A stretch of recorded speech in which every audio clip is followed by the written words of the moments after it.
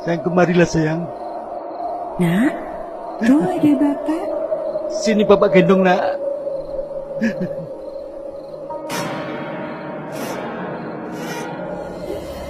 Maafkan aku sayang, tidak bisa menjaga anak kita.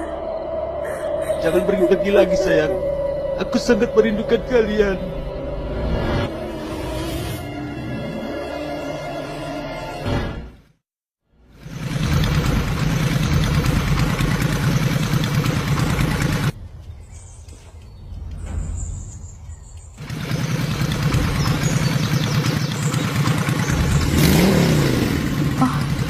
Siapa ya?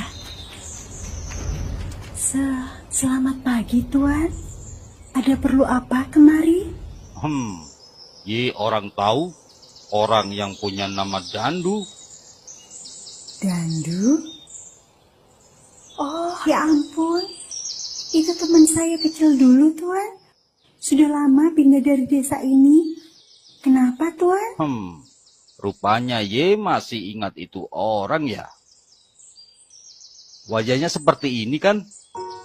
Tuan, Dandu? Kamu Dandu? Iya Sun, ini aku, Dandu. Hah? Dandu? Pakai pura-pura jadi orang Belanda segala? Dandu adalah teman kecil Sundari. Namun ia harus pindah dari desa itu karena mengikuti kepindahan dinas orang tuanya. Sejak saat itu mereka tak pernah lagi bertemu. Tapi Dandu pernah bilang bahwa suatu saat ia akan datang lagi. Dandu mengikuti jejak bapaknya untuk menjadi sinder hutan atau pengawas hutan. Ia pun telah menempuh pendidikan di sekolah kehutanan. Dan ia sekarang ditempatkan di desa itu untuk menggantikan sinder sebelumnya yang meninggal dalam kecelakaan kerja. Oh, rupanya bapak emak sudah meninggal ya Sun. Turut berduka cita ya. Tidak apa-apa, Ndu. Sudah lama juga kok. Oh ya, Barno. Di mana Barno sekarang? Oh, itu dia kerja jadi belandong, Ndu. Oh ya sudah. Nanti semoga di tempat kerja aku bisa nemui dia. Tuan Dandu. Loh, itu Menteri Tarjan. Oh, ya sudah. Aku pamit dulu Sun. Ini hari pertamaku mengawasi hutan. Iya, Ndu. Hati-hati ya. Tuan Dandu, jangan sembarangan pergi tanpa pengawasan kami, para mantri hutan. Bahaya. Kenapa, Pak? Nanti saya ceritakan. Baik, maaf Pak Tarjan. Saya dulu teman akrab Sundari. Jadi spontan saja menemui dia begitu sampai desa ini.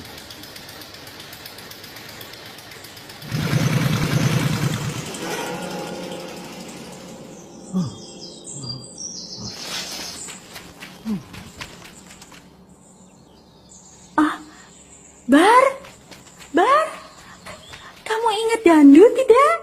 Weh, minggir. Kalian jangan pacaran di tengah jalan. Woi, jangan ngawur. Maaf no, kami buru-buru ngejar kereta nih. Mau usaha di rantau. Waktu adalah uang. Hei. Hampir setiap hari, Barno mendatangi Sundari sebelum ia berangkat ke tempat kerja. Sun, Dandu jadi sinder hutan ya? Loh, kok tahu? Tadi waktu kesini aku melihatnya. Tapi aku menahan diri dulu. Kenapa? Kamu kok kelihatan gelisah begitu?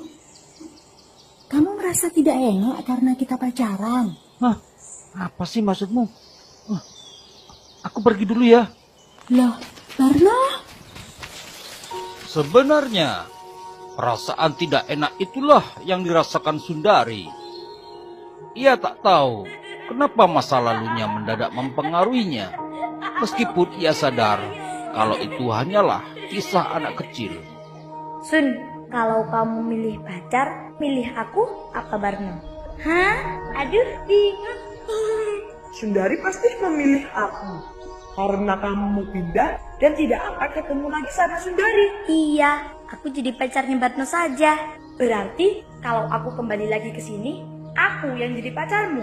Mana bisa, saat itu Sundari sudah pacaran sama aku. Dek.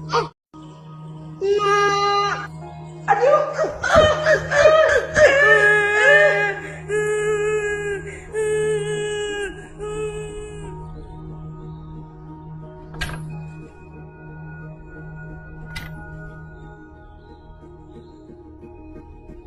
Di desa yang terletak di daerah Rembang itu, terhampar hutan jati yang luas dan pihak company mengelolanya untuk dijadikan komoditi.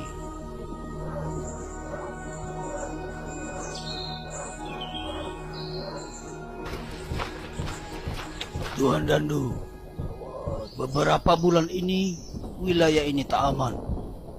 Ada komplotan Blandong liar yang mencuri kayu dan mereka sangat berbahaya. Ya Pak, saya sempat mendengar sedikit dari atasan, tapi saya ingin mendengar langsung dari Pak Tarjan selaku pimpinan mantri hutan di sini. Oh.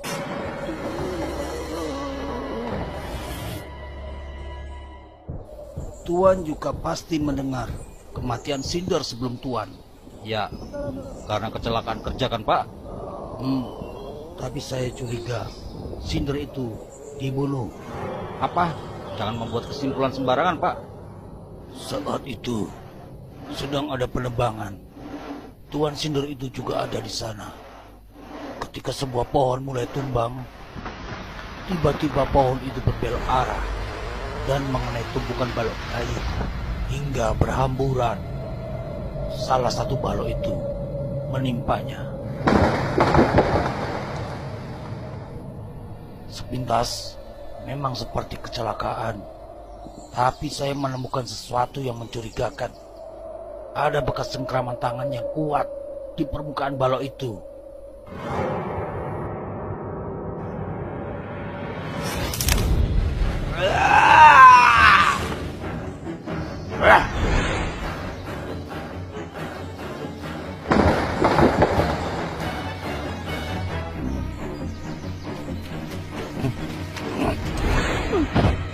Paman, ini aku Paman. Kau seharusnya memakai kode sebelum masuk ke sini. Iya Paman, maaf, aku lupa. Tempat yang didatangi Barno adalah markas rahasia para Blandong liar. Blandong adalah sebutan untuk pekerja paksa pada masa kolonial yang bertugas menebang pohon hingga menanam kembali tunas pohon yang baru. Pekerjaan ini sangat keras dan tidak manusiawi. Itulah kenapa beberapa dari mereka mulai melakukan pemberontakan dan disebut sebagai Blandong liar. Dandu, ya, aku ingat dulu ayahnya juga Sinder di sini. Sejak kepindahannya, tidak ada lagi Sinder penggantinya yang sebaik dia. Jadi, bagaimana Paman? Kamu harus ingat, semua ini adalah perjuangan kita melawan kesewenang-wenangan. Mengambil kayu untuk keperluan rumah sudah menjadi tradisi kita sejak lama. Tapi sekarang tradisi itu dianggap pencurian. Bahkan karena itu teman-teman kita banyak yang mati. Tapi justru yang kukhawatirkan adalah kamu, Nak. Maksud Paman? Jika memperhatikan ceritamu saat kecil, kedatangannya bisa jadi ingin merebut hati Sundari. Itu dugaanku saja. Dan aku punya ide untuk mencari tahu apakah Dandu adalah Sinder yang baik. Setelah itu, kau harus kembali menyusup ke para Blandong. Beritahu komplotan kita tentang rencanaku ini. Komplotan Blandong liar itu sebenarnya masih ikut bekerja di antara para Blandong lain. Jika hari mulai gelap, mereka menyelinap melalui jalan rahasia menuju ke markasnya dan berbagi informasi.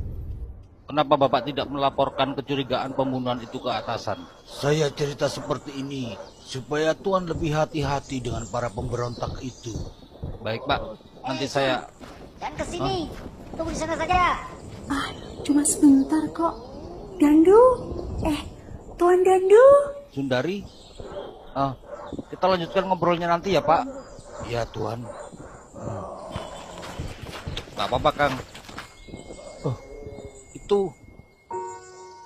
Pernah suatu ketika, atasan ayah Dandu berkunjung ke rumah dinasnya. Wah, indah sekali rambut Nona itu. Aku pengen punya ramping kuning. Sebentar. Dandu tiba-tiba mendatangi perempuan Belanda itu dan meminta beberapa helai rambutnya. Tuan Dandu, saya mau melamar jadi bagian dapur umum. Saya bisa masak kok, Tuan. Ahem. Oh ya ya, saya ingat tadi menawari kamu pekerjaan ya. Ayo, biar aku antar kamu ke dapur barak pekerja. Sebentar Pak Tarjan. Ya Tuan. Dasar anak muda. Kamu kenapa kesini? Aku ini lagi kerja. Melamar kerja kan? Kalau nggak boleh, aku pulang saja. Oh. Apa itu? Duh, kok tiba-tiba diam? Seperti habis lihat setan. Ini kan sudah aku antar ke tempat kerjamu. Cepat sekali ya diterimanya. Kan aku bosnya.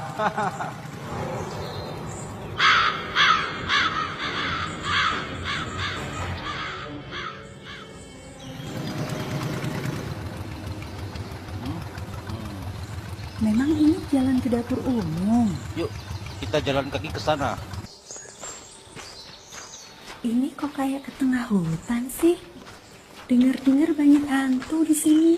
Oh, kamu tahu nggak? Aku kan baru hari ini ke sini. Jadi nggak tahu tempat dapur umum. Dasar. Aduh. Sun, kamu nggak apa-apa? Iya. Aku tak menyangka kamu menyimpan rambut bule itu. Kan aku sudah janji tidak akan menghilangkannya.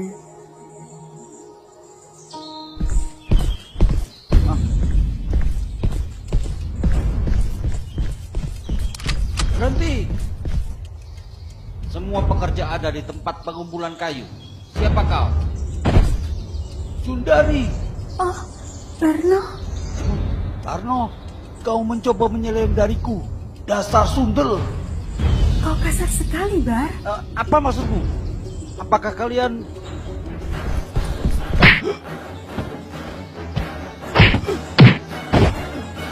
Kuat sekali pukulannya. Seharusnya kau tidak menodongkan senjata padaku. Dandu. Diam. Aku pikir kau pencuri kayu, Bar. Aku mengambil kayu bukan berarti pencuri. Kami tidak seperti company yang menguras hutan. Mereka lah pencuri sebenarnya.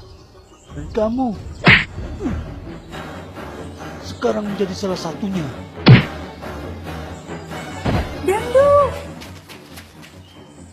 Kamu kenapa, Bar? Dia teman kecil kita. Dia juga sering membantumu dulu. Lapar.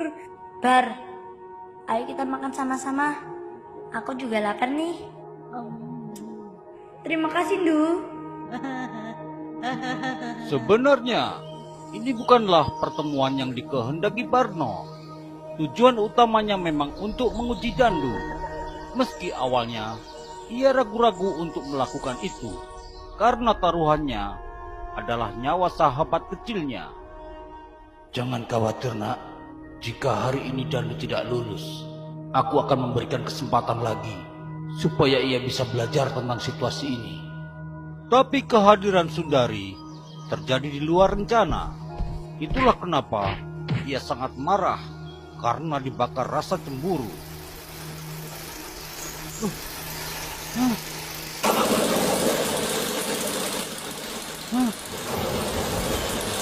Tuan Dandu, Tuan tidak apa-apa? Iya, Pak. Maaf, Pak Tarjan. Tadi tiba-tiba ada... Nanti saja ceritanya. Sekarang kita harus cepat pergi dari sini. Kurang ajar. Kau mengganggu keasikanku. Semuanya kembali menyusup ke para Belandong. Kecuali Barno. Ikut aku. Kalian lagi.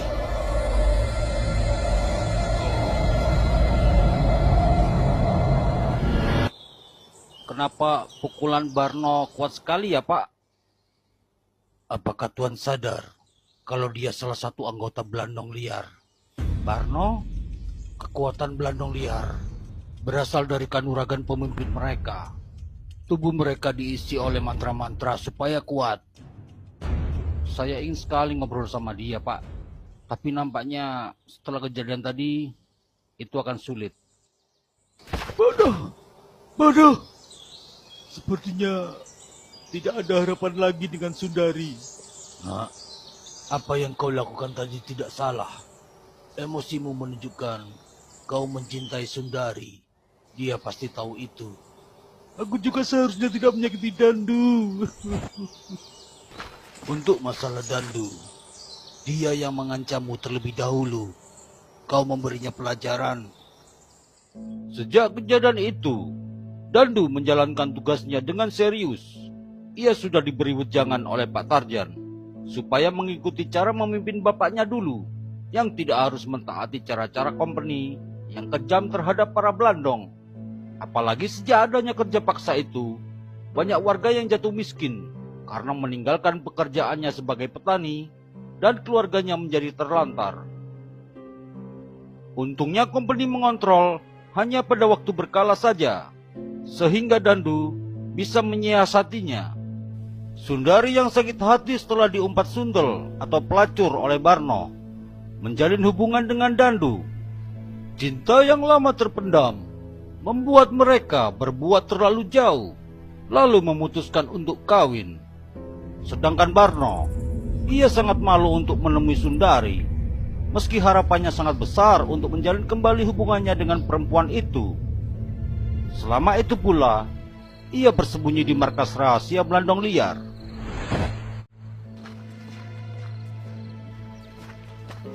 Nak, sebaiknya kau berhenti memikirkan Sundari. Paman tidak mau melihat kamu seperti ini. Lupakan dia.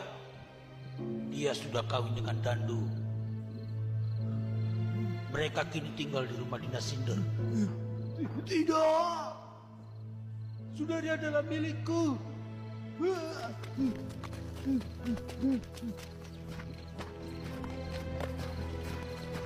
Kebetulan sekali kalian sudah kesini. Ikuti Barno.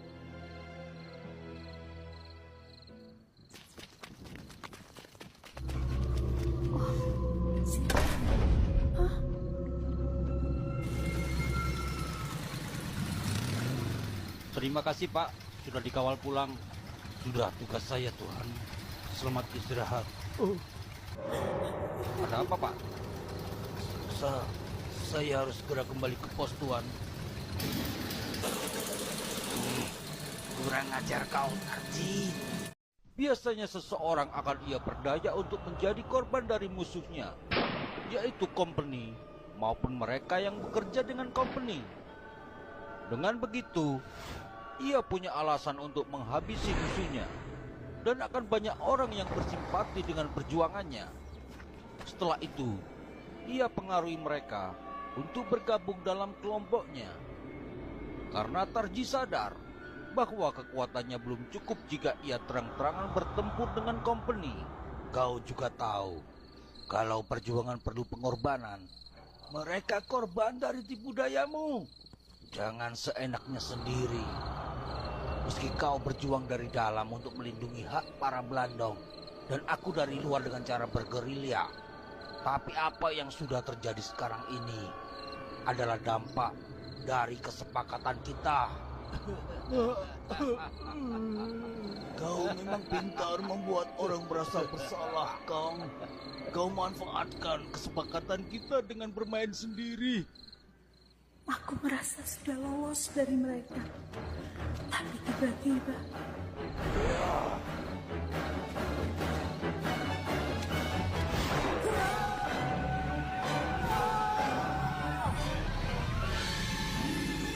Barat kalian, kenapa memperkosanya? Aku jadi terpaksa membunuhnya. Kalau dia hidup, tidak ada lagi yang percaya dengan perjuangan kita. Kubur mayatnya di tempat tersembunyi.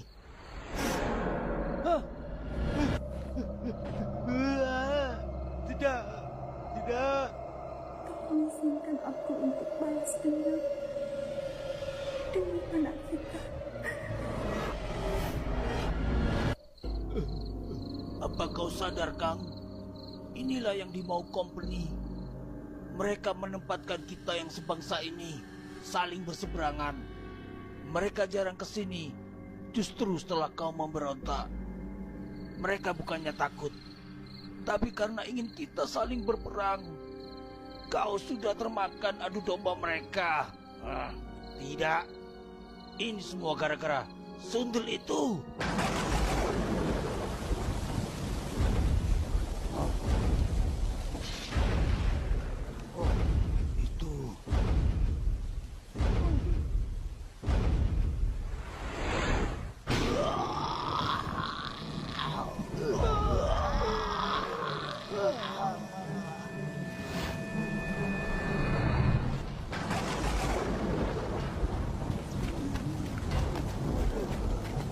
Sundari, rupanya kau. Aku cukup kaget. Biasanya arwah tidak mempunyai kekuatan sebesar ini. Itu karena dia terbunuh saat hamil.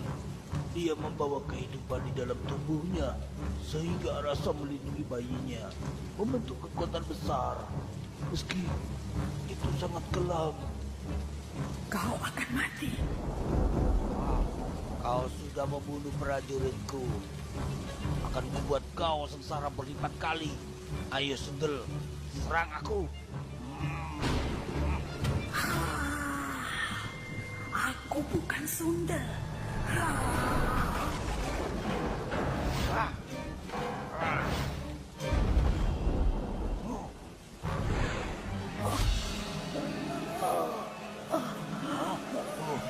Tidak. Ini kesempatanku. Aku yakin kau kehabisan tenaga. Kau cuma arwah baru. Bukan begitu, Tarjan? Jangan melibatkanku. Mereka yang mati karena ulahmu adalah urusanmu. Tenang saja, aku tak akan meminta bantuanmu.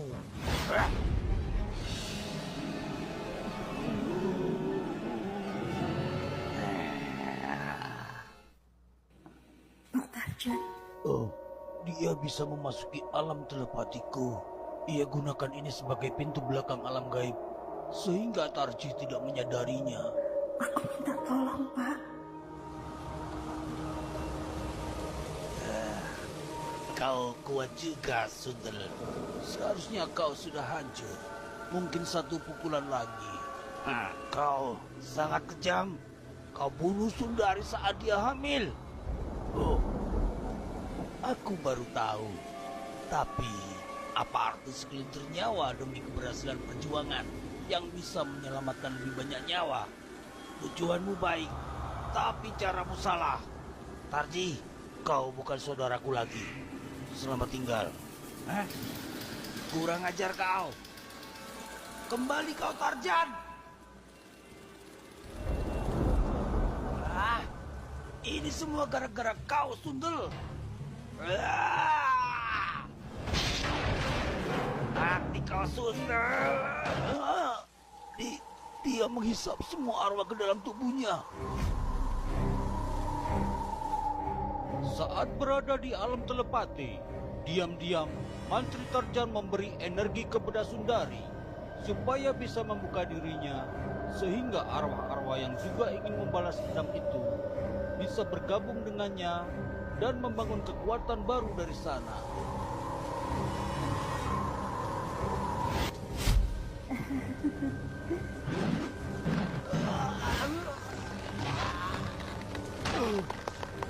Aku tak bisa bergerak. Tarjan, tolong aku, Tarjan. Maafkan aku, Tuan Dandu.